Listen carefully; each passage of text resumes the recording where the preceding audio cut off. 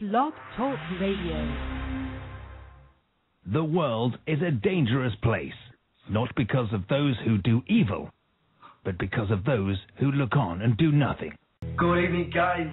This is the Critical Mass Show on Critical Mass Radio. Please, please, please, please tell me that you can hear me in the chat room, because I've had internet troubles this afternoon, which has buggered everything up big time, like you wouldn't believe. So I want to say thank you to Lisa and to George, because if you guys can hear me, thank you guys. If you guys can hear me, which you say you are, then that means they've done a great job. So thank you to them, because all of a sudden, all the preparation that you do all week becomes a mad dash, doesn't it? What does that tell you guys?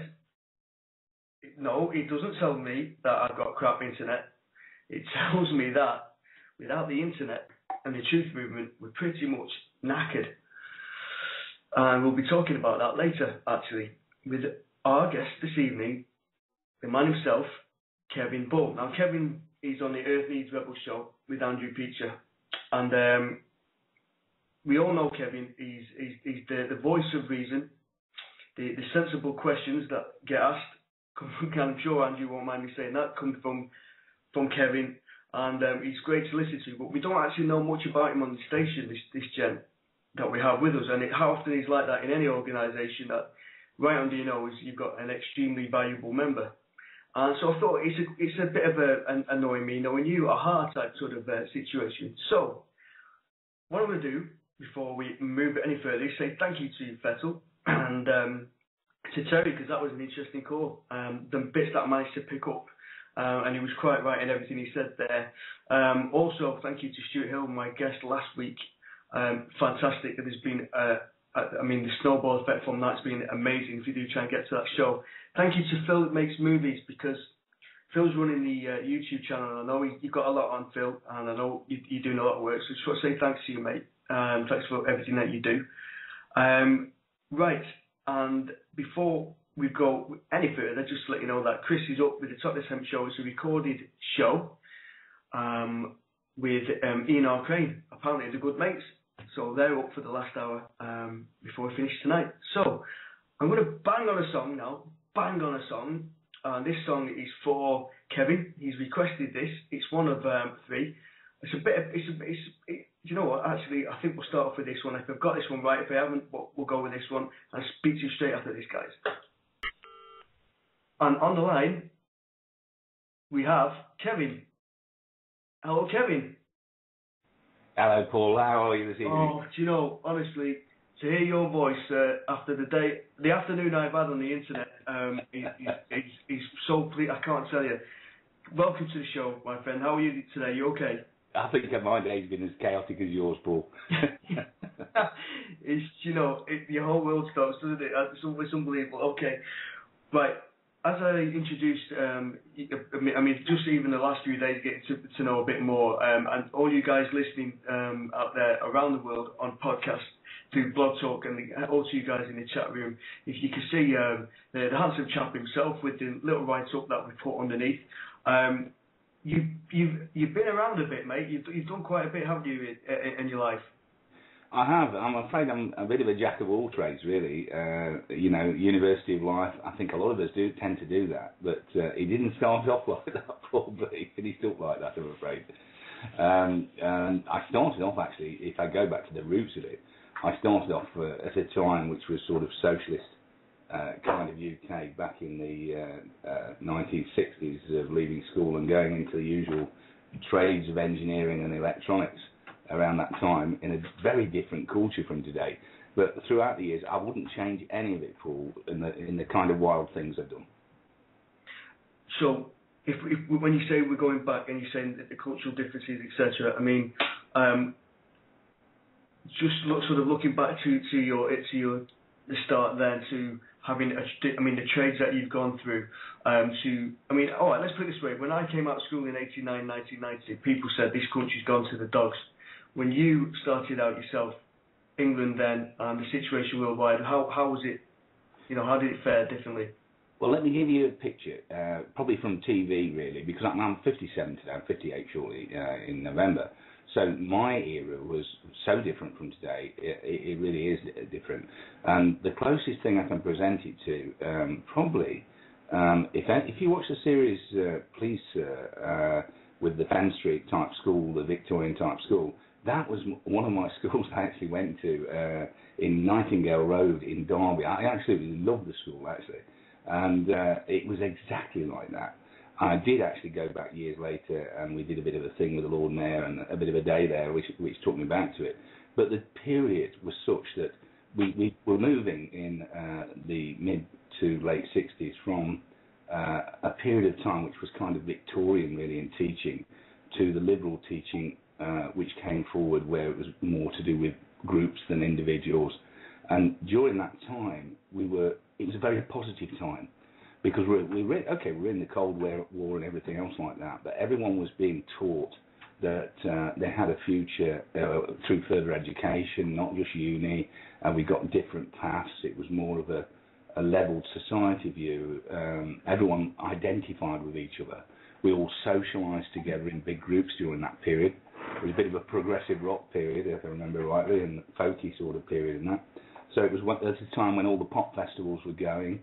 And I was very much part of that scene, so I must confess I was a combination when I left between a biker and a hippie. I couldn't make up my mind which character. a rebel hippie, fantastic. So, okay, so I'm getting the images there. Now, you know, people in the truth movement, everyone out there says, well, I've always looked at things differently. None of this ever made sense to me. I mean, without sounding rude, the sort of generation before me, you know, you hear comments like, well, it was a lot nicer in my day. You could leave your door open. People, you used to know your neighbours, and et cetera, et cetera. Now, with that being the case, and I'm assuming, correct me if I'm wrong, that was like that for yourself. I mean, was this, like, there's so much oppression now and so much control? Did you actually sort of feel it then and need this sort of will for change? Well, how can I explain it? To put anyone back in the period, if I take it from the school days onwards, junior school onwards, I can remember teachers coming in who had the new ideas, the new teachings, and we thought they were great. We were no longer sitting at desks with 30-degree angles on them, 45-degree angles where you couldn't put your pen on them anymore, and being taught in a very Victorian way and times tables to something much more modern. So for me, it was a really nice thing to see that. And these liberal teachers were very switched on guys. And I was fortunate, one of them was a Mr. Sanderson, if I remember right, bless him, he's not with us anymore today. And that was the bringing into that. And you see, you've got to see it from the point of view as we were as students as well, when we were sort of in the later years of all this. We didn't have the same social barriers of the predecessors to the same degree. We've got more open access to education. It was free. Uni was pretty well free at that time as well. And that meant we got a chance to go anywhere we wanted to in the world, which generated the people we saw who had a more empathic background getting into higher places in society. And part of that was why we had a culture through probably the 60s, 70s and a bit of the 80s, where we had more caring people up there. It's now got a bit cold and frosty again, and we've got people up there now that aren't very caring, and they don't understand the rest of society, and they're judgmental, a little bit arrogant, because they've not got the experience of the rest of society. Whereas at that time, we've got people progressing who did know what it was like to be grassroots, and they could remember that enough when they got in senior positions to allow for that a bit, if you understand, Paul.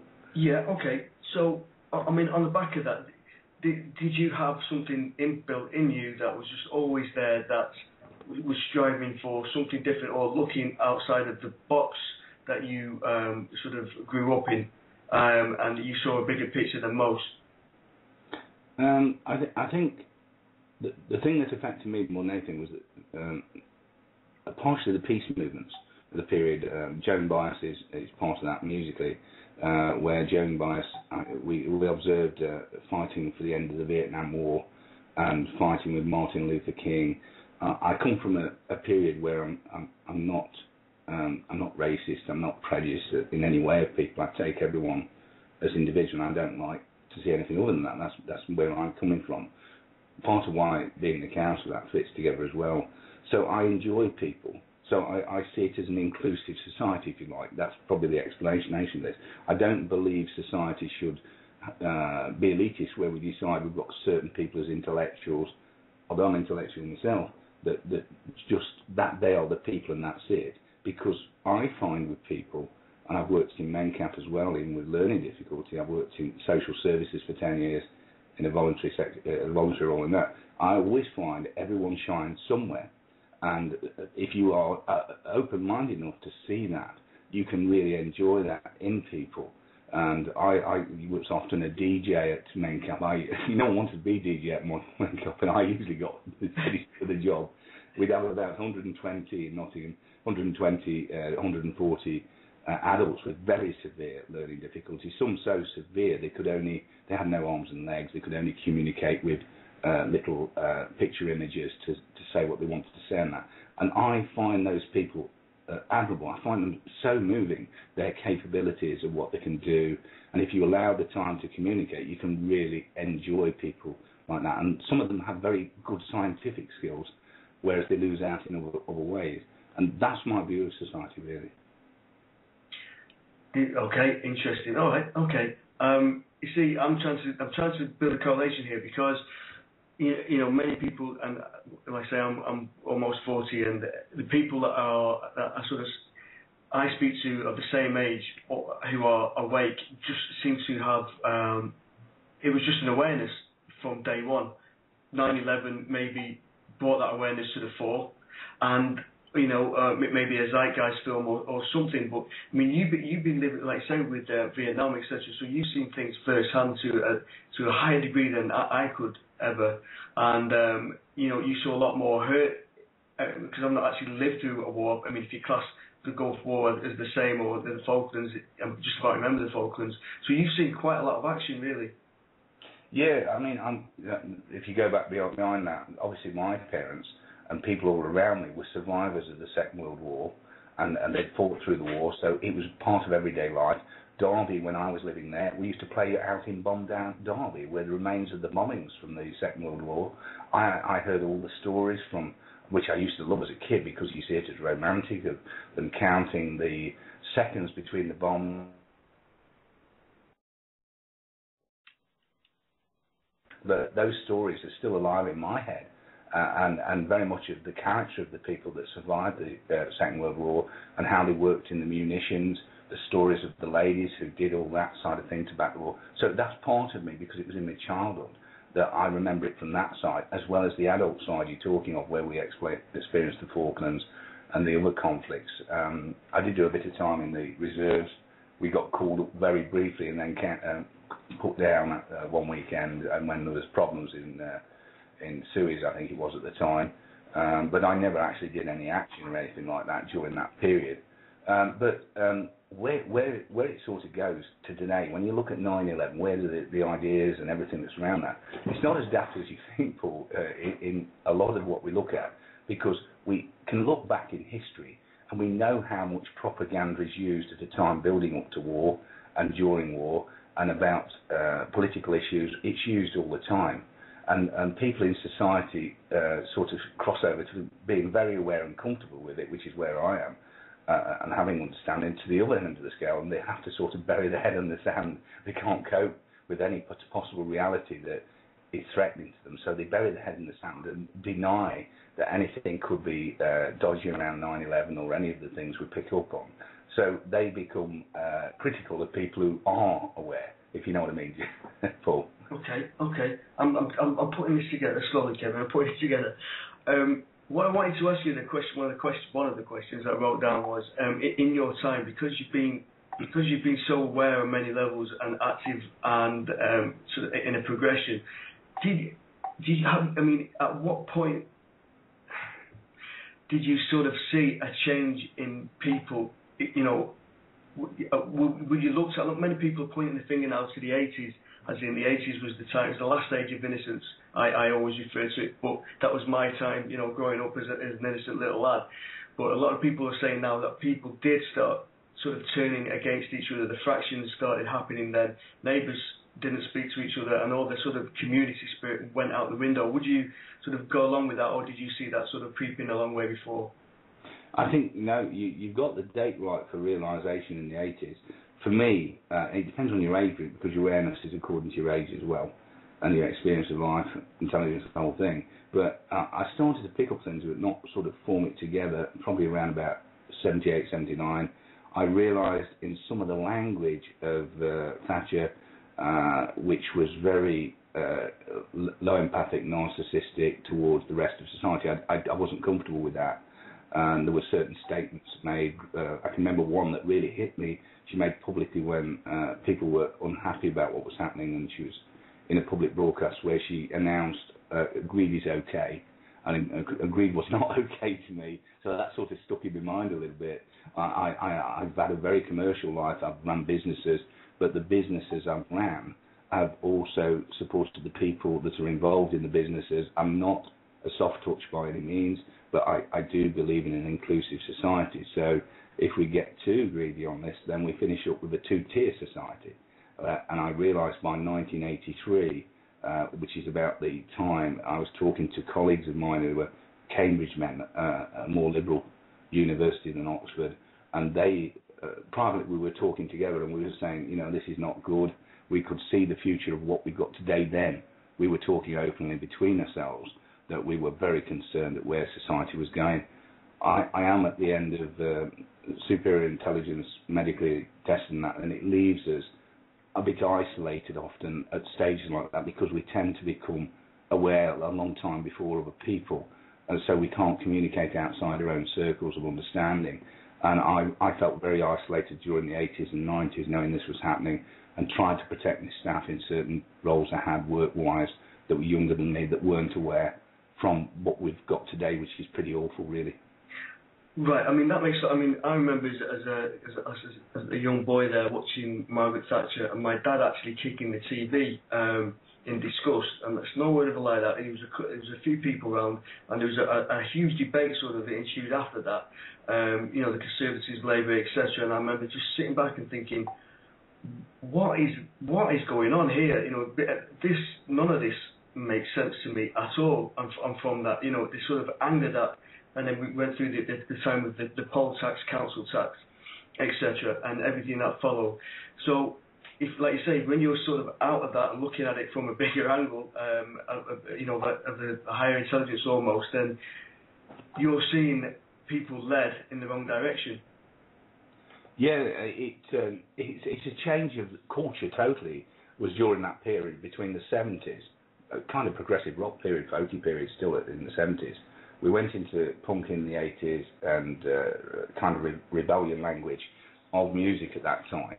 And I think part of that was a reaction. I know it's portrayed and played against the side of music that was before, but I think that was a reaction to how society was changing at the time. Well, Paul, it wasn't too healthy at all. And if you sort of look at how people started to relate to each other, the computerization became very big in the 1980s. I was very much involved in, my main field is sort of physics fields. It's to do with electronics and mechanics and various other sides of that until 93 when I was working in submarine warfare, defence, in the commercial side of it rather than in the military. And what was actually happening during that period, people were starting to isolate from each other. They'd been very social in the 70s. Everyone wanted to party. All the works dues were great parties. Were in the 80s still to a great degree, because I enjoyed people. So I had a lovely time. I've got that as part of my life where we all got together and went out and did all the things we did. But it then started to isolate, where the workplace became more divided, a little bit judgmental, and people didn't feel quite as comfortable together. Areas of society started to be marginalised again, and we started to have areas of society where people, because of the collectives that we're in, were starting to look at other areas of society in a more judgmental way. And I think the whole peaceful equality equation that we'd been going in the 70s was starting to be lost in the 80s. And as we went beyond that to the 90s, the viewpoint in your mind, if you'd lived the era before, was you were slightly disillusioned, really, because you were living in the 60s and 70s for a very positive future, and you were seeing things rolling back to what it was in the 50s, shall we say, and prior to that, where our voices were very stifled. It was very stuffy in the 50s and before, and we're sort of heading that way today. We're having to use alternative media to have a voice. Mainstream media is just not letting the voice out at all, Paul. Oh, exactly, and it's something that I want to move on to. But what I'm going to do, my mate, is I'm going to put on a song, another one that you've requested, and because I've had a bit of trouble loading up at last minute because of the internet, but I'm going to play this song anyway. So if you could just come back, guys, after this, and we'll carry on with Kevin. Thanks, mate. My guest, Kevin Ball. Are you there, Kevin? I am, Paul. Thank you very much for holding there, sir. Okay, right, I'm going to get straight back into this. I know because you are one busy chap. Through the time of life that you're talking about and that you've lived through, in my mind, and again, please correct me, that whilst all this peace and love was going on in the 60s and 70s, etc., there was a lot of bad stuff going on in the background that is now manifested and, coming to the fore, people stepping, and we're talking about Brian Clare, etc., with the child abuse that he went through in Sunderland. Obviously, it was so underground. Yet, people didn't. I mean, we've got the whole Jimmy Savile thing coming at the moment. I mean, your thoughts on that at the time? I mean, living through this sort of peace and love, etc., to what's manifested now. How do you see it? Well, the roots of where this came from for me, I had quite a fortunate upbringing, really, compared with most people. Brian had a really tough time when I interviewed him. He was tremendous in putting that across. He's a tremendous worker to try and help people. He's a good chap. And I first came across this when I was 19, and a young lady who was 17, a beautiful young lady, I remember very well, she was very much like a young Annika Rice at the time, and she came to me, and she came out with letting me know that her father was controlling her sex at that time, and she was really having problems, and this sort of keyed in with the fact that a good mate of mine was a bit of an Italian stallion type guy and was a boyfriend, so the three of us together tried to manage this situation with no experience at all, and of course we were hopeless. We didn't have any understanding of how to tackle abuse, how to deal with it, what to do, where to go, but we did the best that we could, and she settled down with my friend in a house, and I remember going round there, and I was horrified, Paul. I was absolutely horrified, more so at the damage caused by abuse in this young lady, and how this lovely young lady, how she was functioning because of all this, her fears, her terror. I remember it to this day as first contact for me, and because I was told by social services I'm a very approachable person for some reason, and because of that, people generally feel comfy talking to me. The reason that is probably that I have genuine empathy. I don't look down at people. I don't feel sorry for people.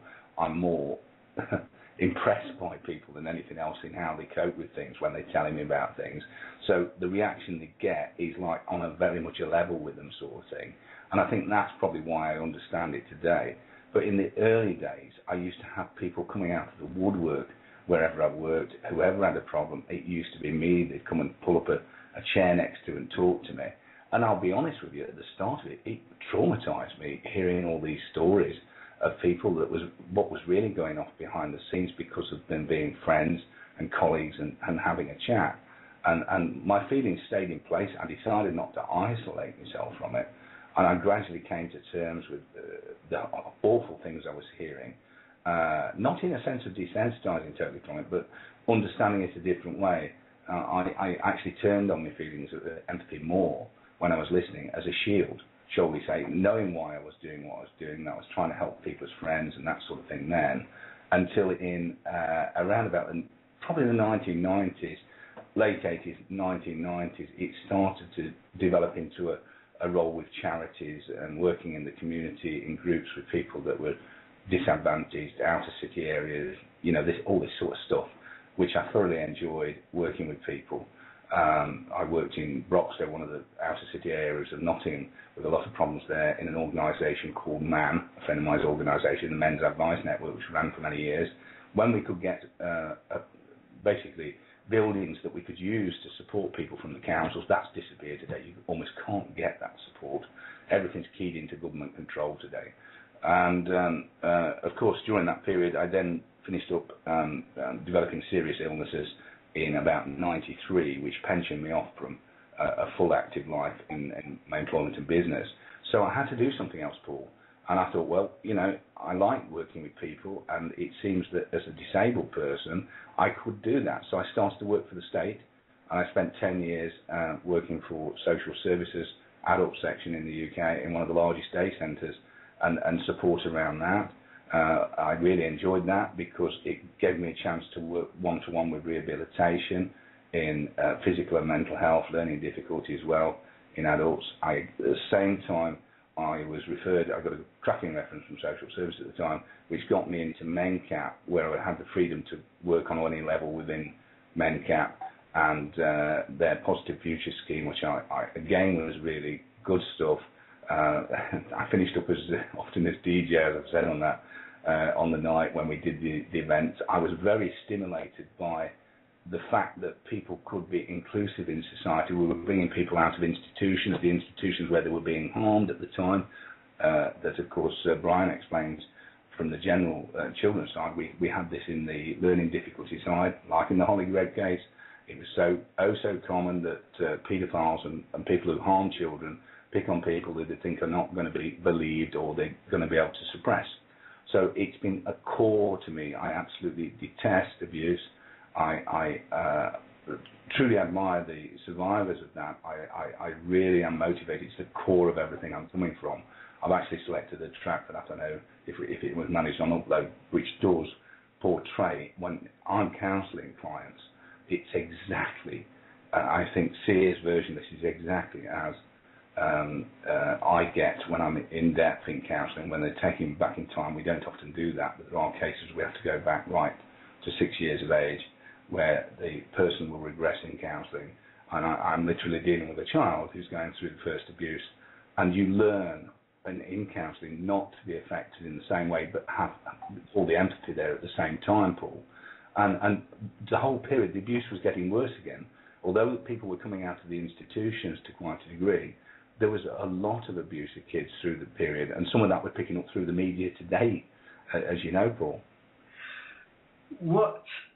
The big question that I put this to so many people, right, Kevin, and I still don't feel that I'm getting the right answer to this, to what I'm going to put to yourself now.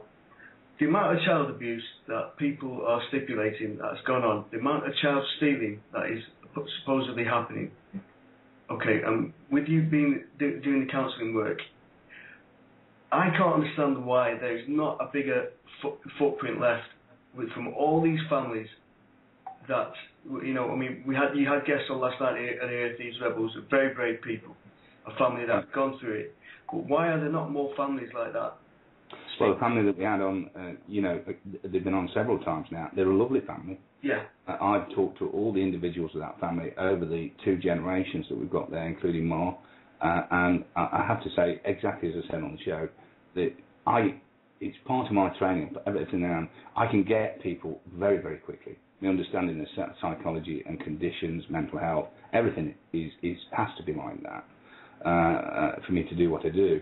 And I know whether I'm dealing with someone with a personality problem or a mental health problem of some kind, and what can be done about it, what's the best approach to tackle that. And it isn't always me. Sometimes I refer people back to the GPs or the community services or whatever. And what I've got to say about that family is this was a family that were very empathic. Their culture was very much knitted together in honesty and the approach. And I thought it was an appalling abuse of this family to do what they did. And it was a prime example, which is why they decided to speak out was this in profile, not identify themselves, so that people can understand that when people are attacked by the present system, which is often, like this case, really more to do with potential argument for the future to take children, that these children are being targeted, Paul, for a commercial system that has grown since 2000, where children are going into this forced adoption.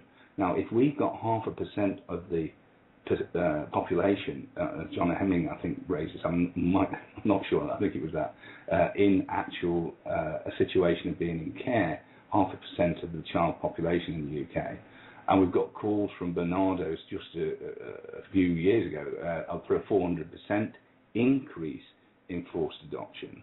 Then we're calling for children that they need that are babies, taking children at birth, which we hear of from the birthing rooms, child snatching like that, for a commercial market for these children. And when I say commercial, we're talking about adoption agencies making millions of pounds and not wanting to give it up. We've got a legal system making millions of pounds, and everyone's on the gravy train, and the poor kids are the ones that are losing all the time. They're often being removed, Paul, from the mums they love. They know they haven't harmed them. How can a child come to terms with that?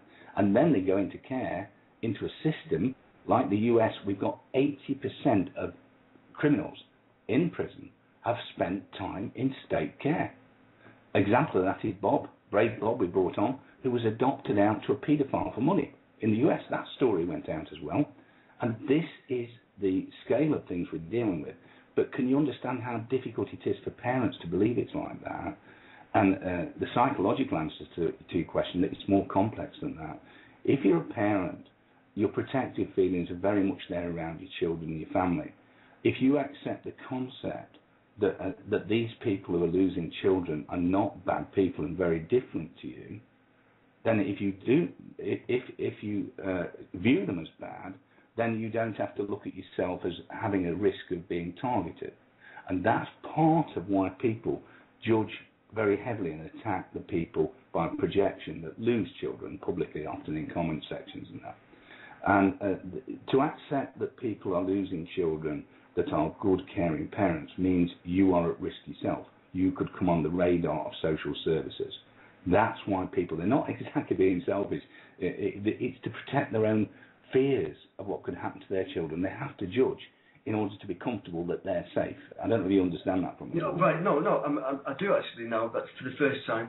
I'm getting that, like, you know, everything. It's a fear factor with everything. That's why people don't act. But just with a pointed question with that family last night. So you've got a few, you've got a few kids. I mean, I don't have any kids, touch wood, but you know, one's taken away, and then you will basically play the game and do what you're told in order for, I mean, your other kids to be safe and not to go on the radar, and you know, a snowball effect to happen on your family. So if that's what you're saying, I can understand why people would do that, protecting what they've got left. It almost that's awful. Actually, now that makes more sense now to me. Right. Oh, right. So it is. It's more complex than that, even, Paul, to be honest with you, because the way we are as a society, we've got a spreading society. I'm a very down-to-earth character, despite being intellectual. People who know me privately know that very much indeed. That's because I like people. I'm very comfortable with people around me. I don't need to be elevate myself above people in the sense to feel comfortable. I haven't got any issues of anxiety around people or self-confidence. I'm okay with my confidence. I'm nice and comfy. I don't think I'm overconfident. I think I'm about right with things, and I try and pitch it like that.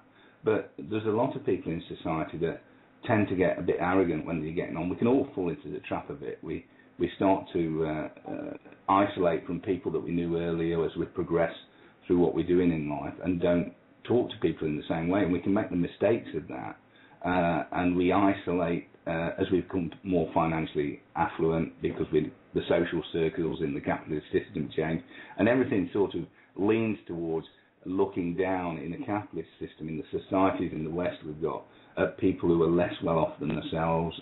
We've got all that side going off. I think John Lennon, if I can quote John Lennon in Working Class Era, when I often use the quote when he says that, I won't be an exact quote, he said that if you want to be like the people on the hill, you've first got to learn to smile as you kill.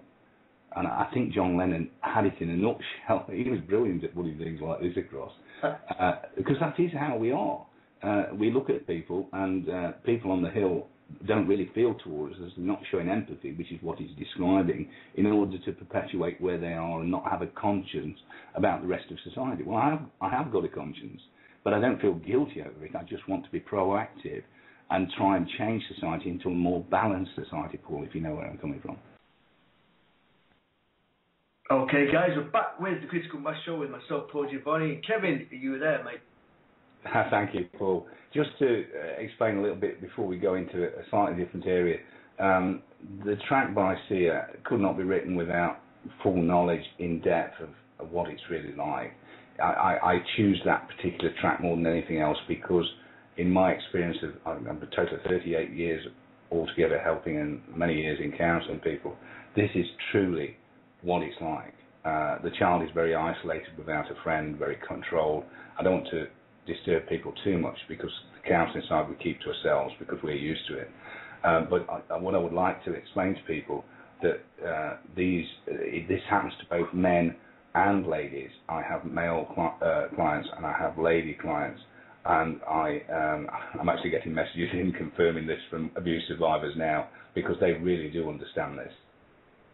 The thing about this is that we need to understand how harmful abuse is on children and that we need to find a way to stop this and that children aren't suppressed so they go through this for years. I do work internationally in any jurisdiction over Skype, privately with people, and I don't exclude anyone. I have clients who are passed on into prostitution. They're trying to survive from childhood, paedophile control into the gangs. They're even raped at gunpoint. They're suffering terrible injuries. They get them hooked on brown, and they use amphetamines to get them to perform sexual acts in the adult porn industry of what I deal with. I become the man in their phone in that kind of situation in another jurisdiction and work very closely. It's not me that does this. This is the power of the survivors that do this. I'm just an enabler with logical information that they then use to take themselves, and they make me very, very proud when they lift themselves out of this and we shift them into state away from the gangs and resettle them in appropriate housing. But the inside of that is totally confidential. I can only talk in profile. But that's the bit we'll complete on this section on harm and abuse.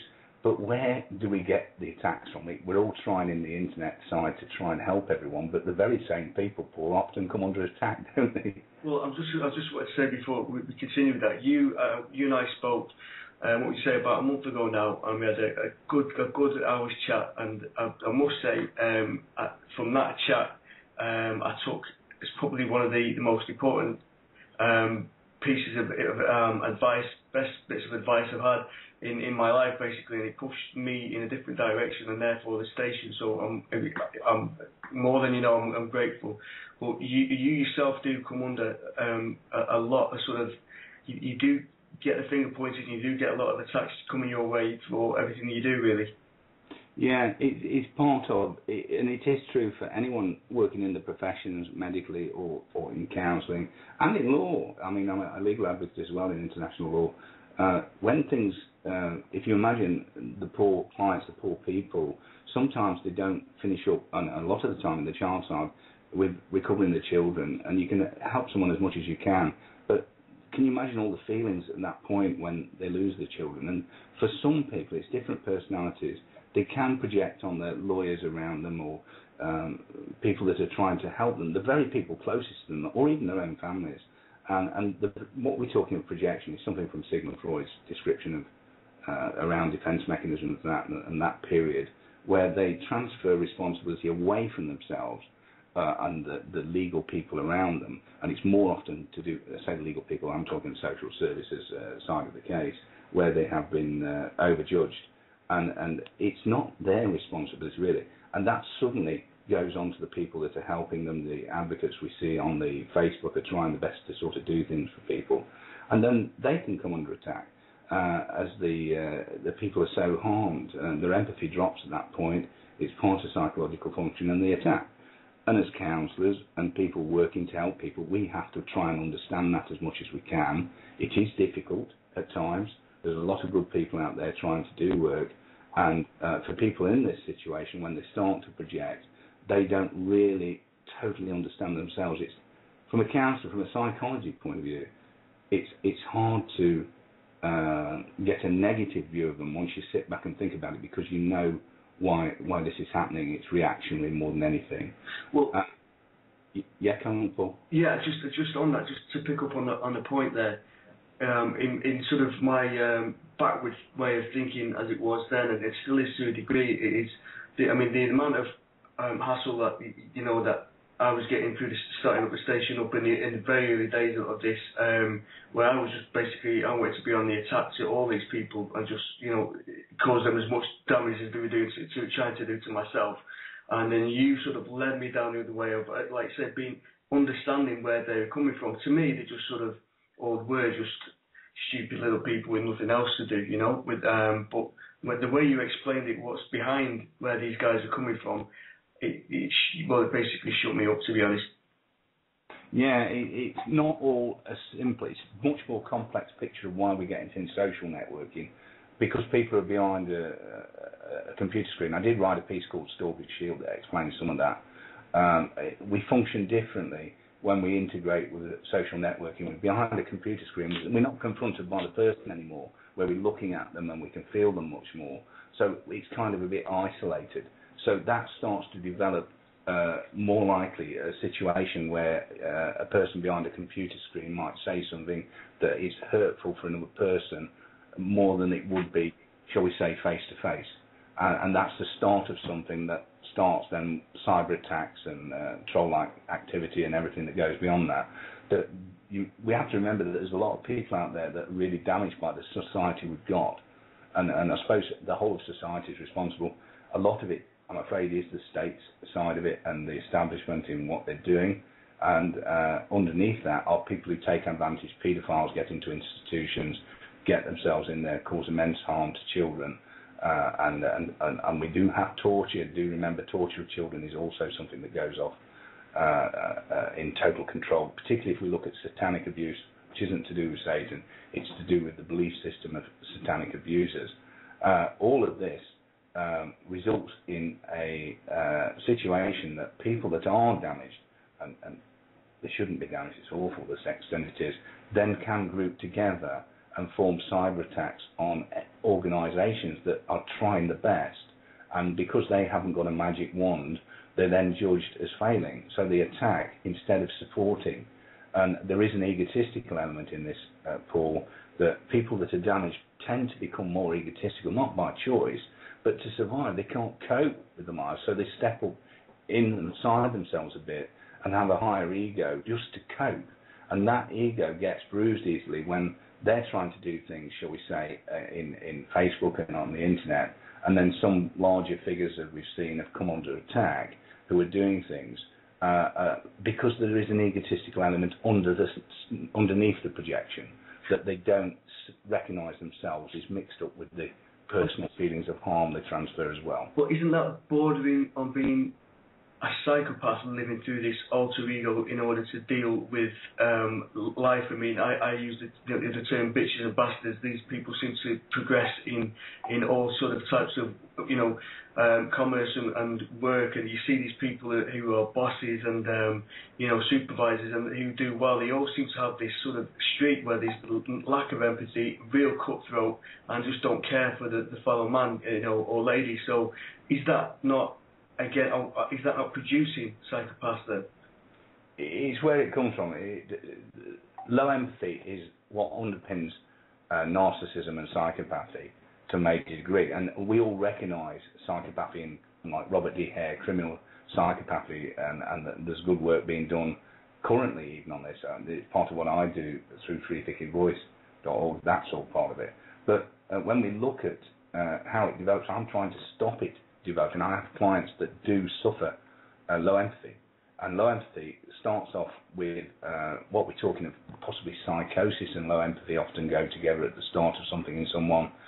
It can be a cold low empathy where a person develops in the direction of a narcissistic traits where they cut off their feelings. They can't cope with having feelings of awareness of what it's like to be another person other than themselves. So that's one of the progression paths. And we've also got the low empathy where a lot of projection is going off at the same time, because once we don't empathise for the person around us, then we very easily fall into the trap of blaming them for everything that's happening to us even from 20 years ago. And that's what happens with projection. It's transference, you see. So we've got this low empathy traits building up in society, And part of managing that is to try and get back into empathy and cope with the stresses. Going to counselling is important. It does work. And then we wouldn't develop the low empathy. But if I progress the path forward, it goes through society that the low empathy builds up until people who are developing towards psychopathy, and I'll quote Professor Simon Baron-Cohen for this at Cambridge, The Science of Evil is his book, and people developing these problems often have thresholds where they're okay until the threshold of stress is hit, and then their empathy for others shut down, and they attack. They literally would attack me in counselling when I'm trying to help them. We're very empathic towards them, and they'll attack someone in the street in the same way. I'm not talking physically because of the way we're doing the counselling, but what this means is they absolutely believe that the counsellor is responsible for things in their life at that point, and the same as they do when they meet people on the street. So people don't understand that these often attacks are not kind of premeditated. They're reactionary to the dysfunction a person has. That then becomes hard in psychopathy, narcissism, psychopathy, where the person no longer really feels and thinks about the feelings of other people, places themselves in their shoes, and instead they're thinking very much about their own feelings and everything like that. And over a longer period of time, they even lose the memory of what it was like to empathise. There's nothing left at all, and they become a machine that just is a predator that then eats up everyone in relationships. They get into powerful positions, and they can then abuse. The example I gave in the family show is when we get social workers behaving like this, because it is very common. The criminal side isn't, but it is very common psychopathy. If you look at the scale of this, we've got 10% of bankers, according to Robert D. Hare, are full-blown psychopaths. And we're paying the price on that, aren't we, Paul? I'll tell you what, just a bit, mate. Okay, so, I mean, what's next for yourself, Kevin? I mean, you're doing all this work on critical mass and, you know, your personal life and all these other stations. I mean, where do you see yourself going now as a natural progression? It's all about really protecting children and families and protecting our society, standing up and fighting where it's necessary. If we have to fight on the state side at one time, if that's working and everything, so be it. It's not about judging and looking at either snobbery or inverse snobbery type angles or social views of society. It's about being effective where you need to be. When they get it right, let's go with it. When they don't get it right, let's protest. Let's get out on the streets. Let's get out on alternative radio and raise this. That's where I'm coming from on that, and that needs to be where we're in at the front line, so we're not just working from memory, where counselling is going off and we're supporting families, we're supporting behind the scenes of the Earth Needs Rebel show. We do more behind the scenes, far more. We're talking to MPs, we're talking to leaders of countries and that sort of thing, where we need to try and get help for individuals that approach us after the shows and to see what we can do. We can't do everything. Everyone knows that. We explain that. But we do turn things around. We've only just recently had a case where MPs refused to support in London, and now we've got an MP on that case without bringing the family on the show. Brilliant. I've actually just got a question for you from George from the Prisoner Show, mate. He's just sort of skyped this one through, and he's just basically saying, can I just ask you what your answer is to people who say psychology is all opinion? What would you say to that? It is opinion. It is opinion, in honesty, because you haven't got any pathology or any measurement system other than opinion to assess what's going on. So George is absolutely right. It is opinion, but there is good opinion that is about making careful evaluations of people. I mean, I'll give you an example of that. Even in its infancy, they were able to predict Hitler would commit suicide and all these kind of things from analysis of his behaviours, and this is used in, secret services use these type of methods to analyse leaders and these sort of things. In the healing side of it, in the side that I'm in, I could not help people without psychology. I could not help people without understanding everything I can from the literature side of it and the empirical side of my experience. I'm taught by the survivors. I'm taught by people who have gone through lethal abuse syndrome and all the different kinds of sufferings. They are my educators, and they all empower each other. So without psychology, we'd be in trouble. But George is absolutely right. We've got an abuse with psychology, the control of society, which is a whole new area. Edward Bernays was responsible for that in America who followed on a nephew of Sigmund Freud and used it for our political systems, marketing, which I think is where George is coming from, the grand chap George. And it's damaged our society horrendously by it then coming over with Tony Blair in the politics to market instead of honest politics. We've got marketing and psychology of the population, yeah. Right. Well, thank you very much. Well, what I say there is, I think we'll end it there, Kevin. You're a gent. Thank you for all the hard work that you've always done and that you continue to do, and that you could do through all the stations that you work on. And really look forward to all your shows with Andrew. And thank you very much, mate, for your time this evening. Thank you for having me on the show, Paul. No problem. If you can end the call your side there, bud, and I'll speak to you soon. I will do. Thank you. Bye-bye. Ciao, mate. Ciao. Okay, guys. That was our Kevin. I think we can say that. Very, very interesting chap. And, you know, again, another person that when you actually speak to, you feel there's another 6-7 hours of easy chat there that you could go through. Such an interesting and educated gent. Really, really wanted, the more you get to talk to Kevin, the more you feel you do sort of opening up. It's strange, and he's not trying anything on. He's just a genuine bloke that you feel you can talk to. Do you know what I mean? One of those type of people. So right, let's see where we're up to now. That was Morrissey, the man himself. We hate it when our fans become successful. This is the Critical Mass Show on Critical Mass Radio, guys. Thank you for joining me. We're going to wrap this up very, very quickly now. I want you to stay on if you can and listen to the show next Saturday show with Chris and Ian R. Crane. I'll be back with us tomorrow. Well done to you all. It's been a great show. Really enjoyed it, as I always do. Do you get yourselves over to Light Waves Radio and have a good listen to Wendy and Max knocking out some fantastic shows over there on the other side of the pond, as we say. I'm going to finish off with a bit of a Lisa for Rob, and I'll speak to you all soon. Take care, guys.